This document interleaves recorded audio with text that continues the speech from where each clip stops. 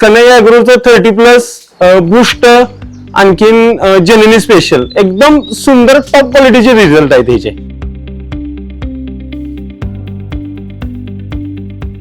नमस्कार, मी रोहित जाधव, तांबवे, तालुका वाळवा, जिल्हा सांगली.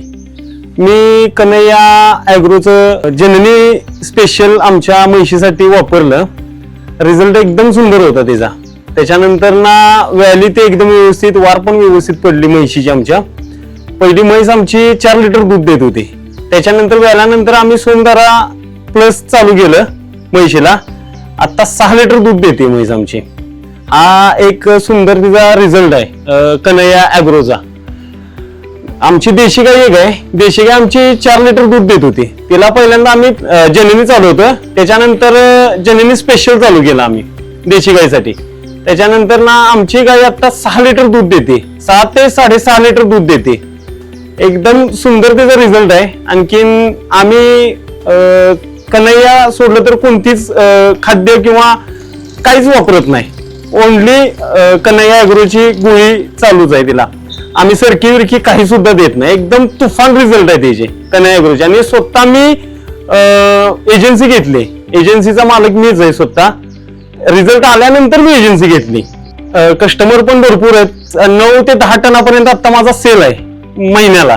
देशी गायसाठी आम्ही व्याल्यानंतर 30+ चालू केलं. 30+ चालू केल्यानंतर 30+ असे रिझल्ट आहेत. फॅट मध्ये आणखीन SNF मध्ये एकदम चांगली, म्हणजे 4.5 देशी गायला आमच्या 4.5 फॅट लागते.